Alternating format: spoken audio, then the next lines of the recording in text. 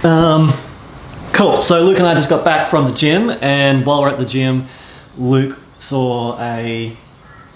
So I saw the article that the Commonwealth Games official Facebook page had posted about Sally Pearson pulling out of the Comm Games.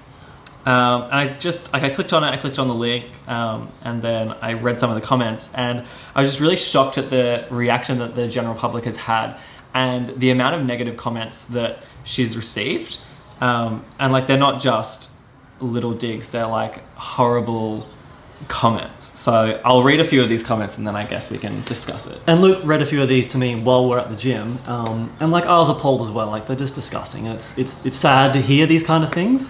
But I want to preface this first with, we're not the kind of athletes that Sally Pearson is, but we do have an understanding of like being an athlete and what it takes. Yeah, well, you do. I'm very, very new. So let's just read a few. Do we have a replacement at such short notice that qualified? Pearson must have known she was not ready. What a selfish woman. The face of the games. Go have a drink with Smith and Warner. That was from Ron Turton. Under the bus. Yeah, I'm gonna name and shame. Catherine Davis said, selfish, egotistical, self-absorbed, whinging human. Sorry for the poor athlete who missed out because of her. Of course you knew you weren't going to compete.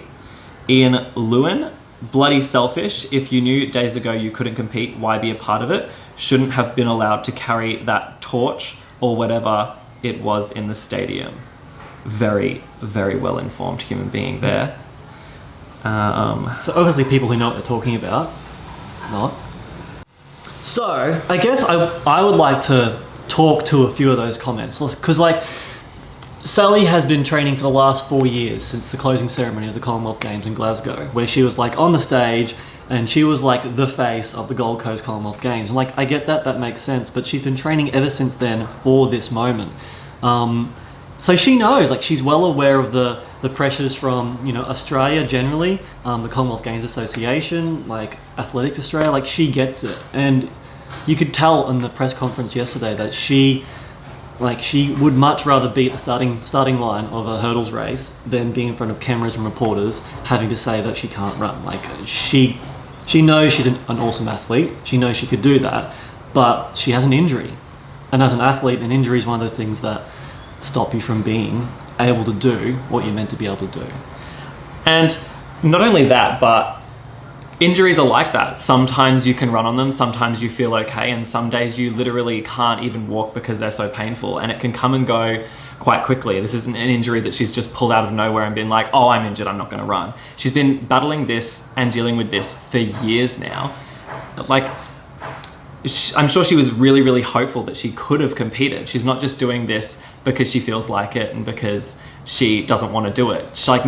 I'm sure that she wants to do this more than anything in the world, but why go and put your body through more strain knowing that you're not going to be able to perform at a level that people want anyway? Like, she would have had the exact same result if she had just sucked it up and run and done badly. Australia would have had the same reaction. She could have started the race and she would have had a sore Achilles, which would have affected her performance, right? And she's running at 30 k's an hour over like hurdles. Like, do you want her to kill herself to try and please the Australian public and make them happy about her being at the Commonwealth Games? Like, it's a bit ridiculous. Also, let's touch on the fact that she hasn't stolen an opportunity away from anyone. No. As far as I know, and as far as my research has taken me, no one else got a qualifying time except for Janaki, and she's there, she's ready to compete. So fantastic for her.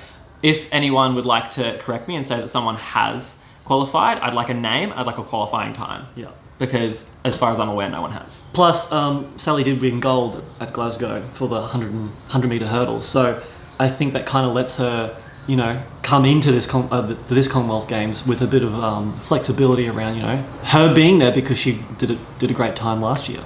And she's just come off winning the world champs last year as well, beating a record holder. Yeah. So pull your head in, guys. Yeah, it's ridiculous. Like, the Australian public, don't be so negative and rude to athletes who literally dedicate their lives to be the best that they can be. They're not doing it for you. They're not doing it for anyone. They're doing it for themselves. And being able to represent your country is a huge honor. It is something that we all strive for as athletes.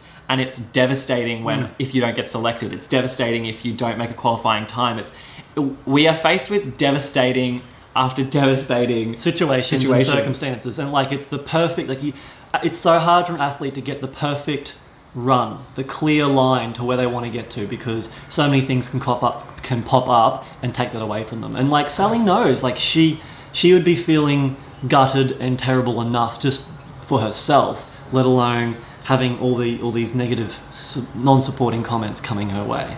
So to show her some love, give her some show everyone some love. Like unless you are someone who dedicates every day of their life towards something of that level, you have no right to have a public opinion on it. Like, have your opinion, keep it in here, unless it's positive and unless it's heartfelt. Chat to your friends about it. Don't even chat to your friends about it. No. Who cares? Who cares? Shut your mouth.